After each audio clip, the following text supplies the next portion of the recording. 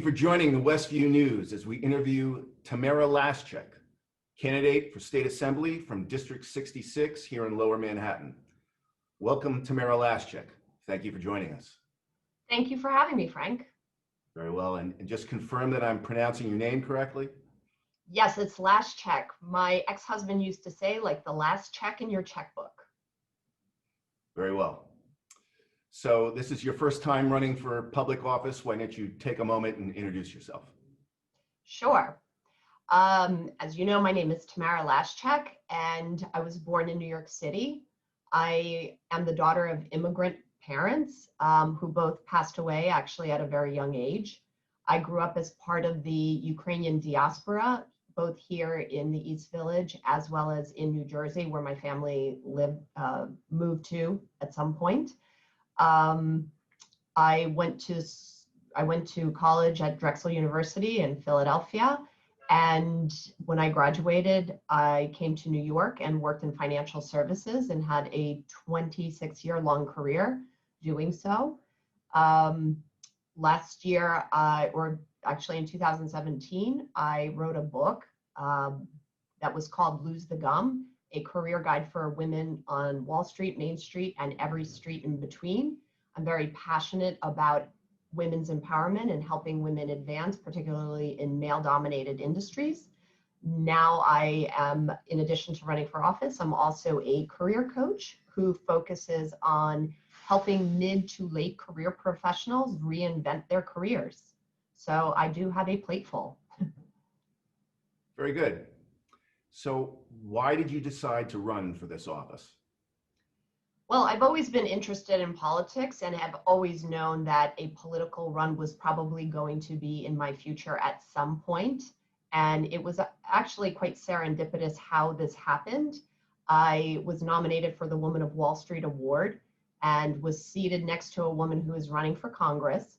And we started talking about politics, and I started talking about the Republican Party specifically and how I wanted them to focus more on a female-focused agenda.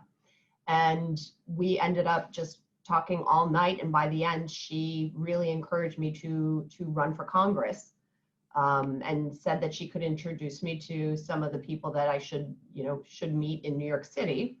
And I was very interested in what she had to say. We continued to talk through the summer, but thought that the timing for me wasn't right, given that I just started my coaching business.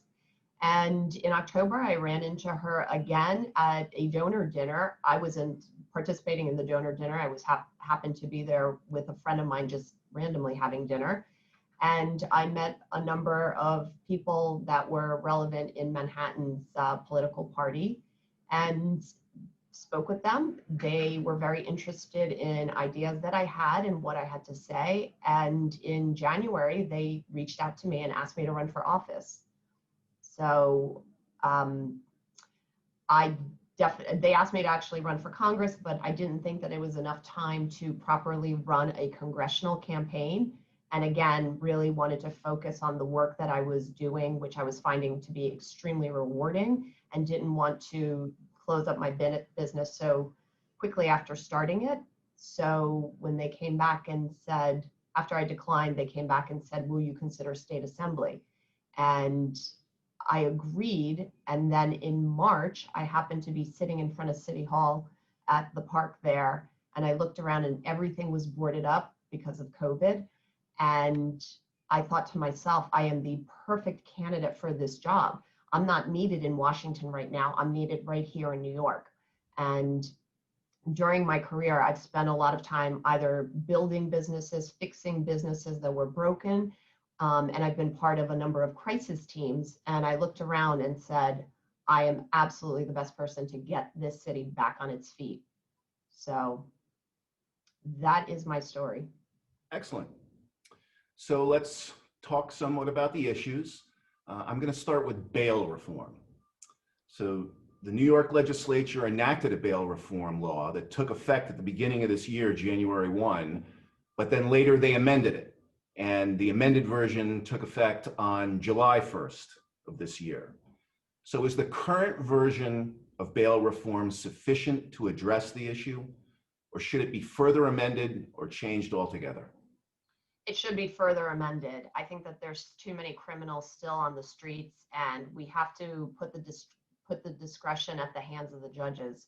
They really should be able to decide whether or not somebody should be kept in jail or not. So I think it needs to go further for sure. Very well.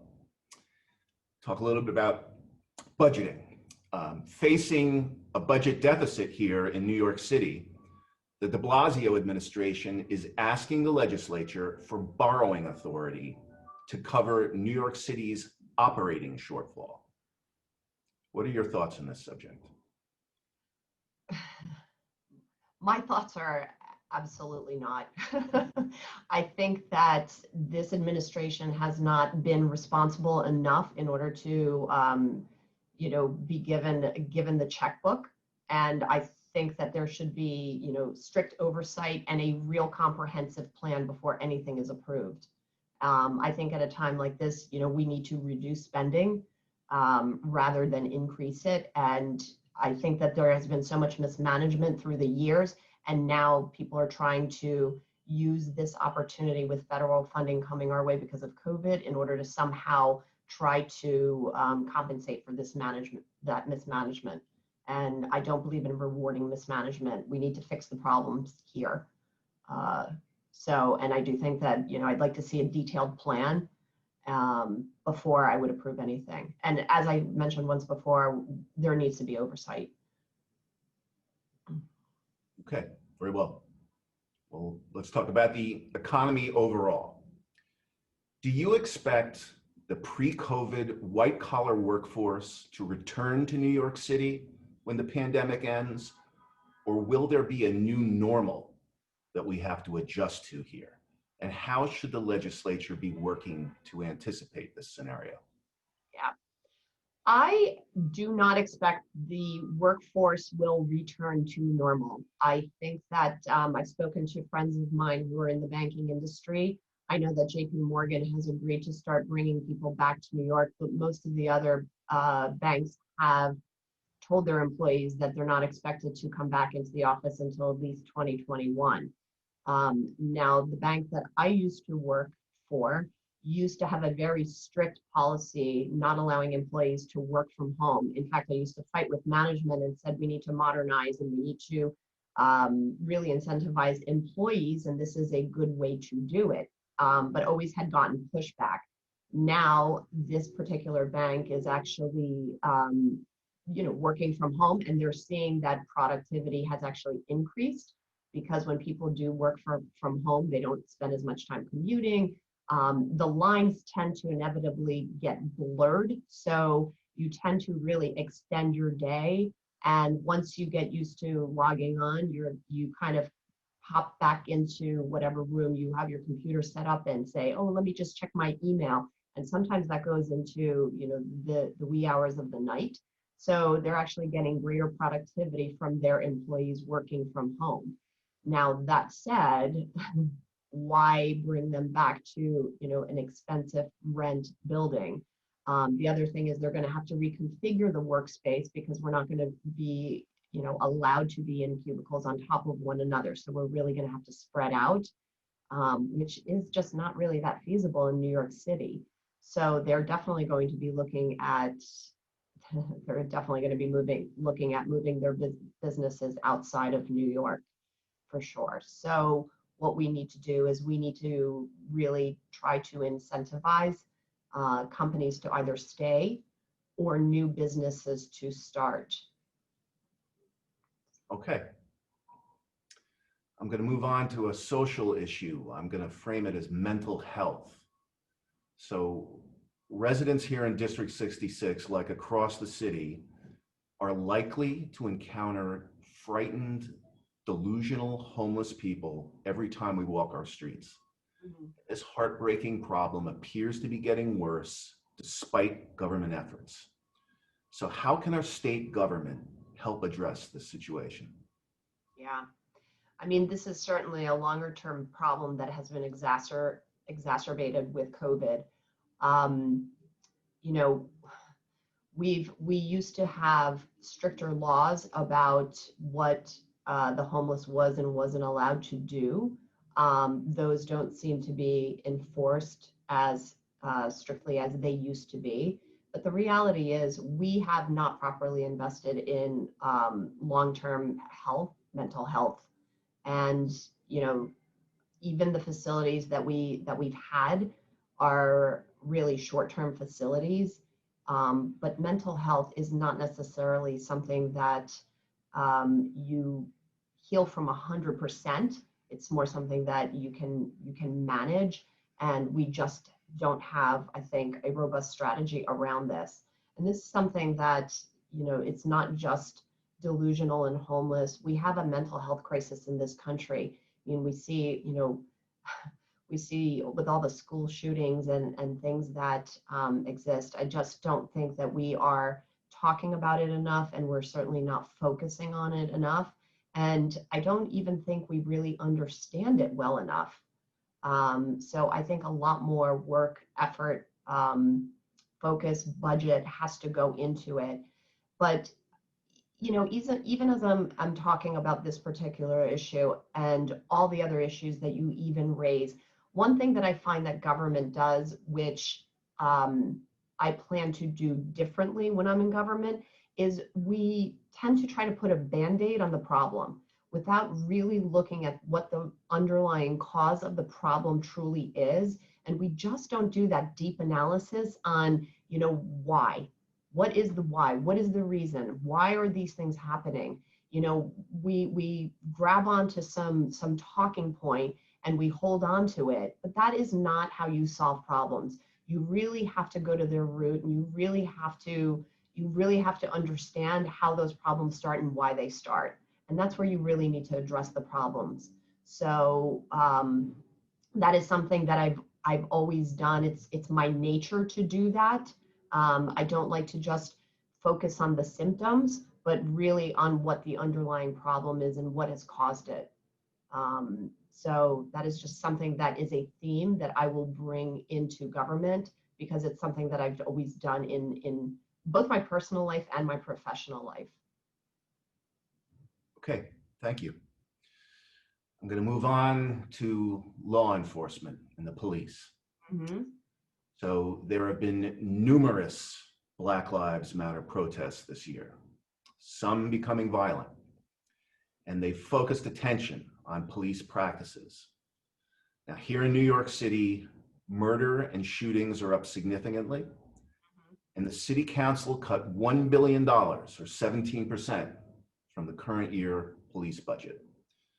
So how will you work in Albany and here at home to ensure confidence in law enforcement? Yeah. Well, I do support the police. I think I've told you once before, I was not supportive of this budget reduction. I do think that this was an effort that was done in pandering to the Black Lives Matter movement. I think that you don't cut budget when you have, you know, the crisis that we have in terms of crime at this time. You just don't cut the police budget when you have so much civil unrest. It's just, I don't think that it is the right solution to this.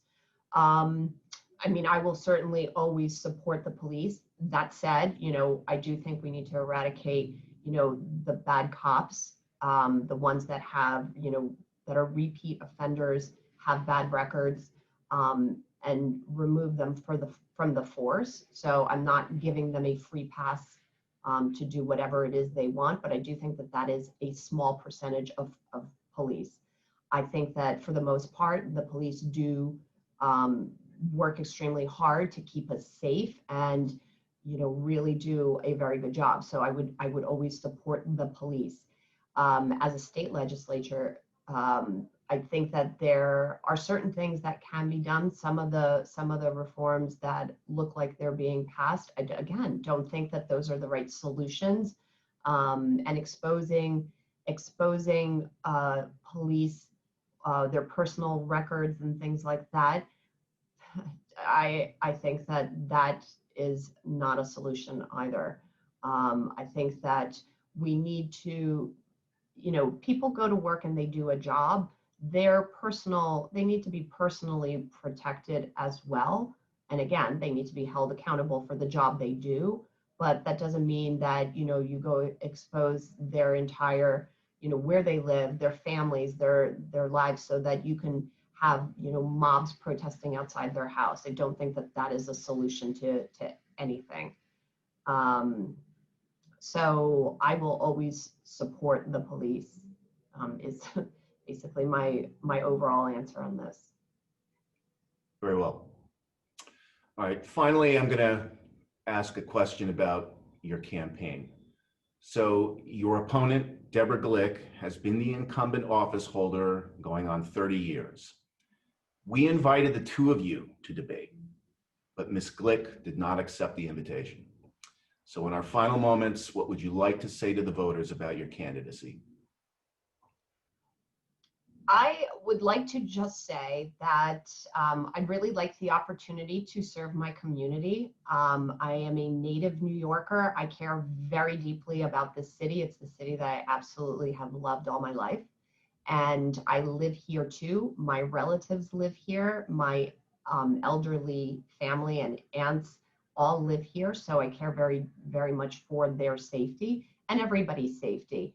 And I believe that New York City is the greatest city in the world, but the way it has been mismanaged and exacerbated by COVID and the riots and the looting, it is going to take a long time to bring the city back to where it was. And we need people in office who know what they are doing. It's not enough to just run without any real experience. And I'm definitely a candidate who is very much focused on a bipartisan agenda of bringing the city back on its feet. And I have the knowledge of business, finance, economics in order to do so. So that would be a top priority of mine. And I have a lot of ideas on how to do that. I also believe that, we won't have thriving businesses if we can't keep this city safe and protect its residents and its businesses and its communities. So another top priority of mine is going to be fighting crime. And finally, I do think that this city has been very ill-equipped for this pandemic. As I mentioned, I worked on various crisis teams, one of which was the 9/11 crisis team, because I was down in that area on 9/11. And we have truly been talking about New York being a target for a global pandemic since 9/11. And the fact that this city was ill prepared, and I don't see any progress being made in preparation for a return for the coronavirus, as they're predicting. So we will still be ill prepared. That is unacceptable to me. In the greatest city in the world, we should not be living like a third world country. So that is what I would like to say. Very well. Thank you, Tamara Lashchyk, for joining us. Thank you, Frank, for having me.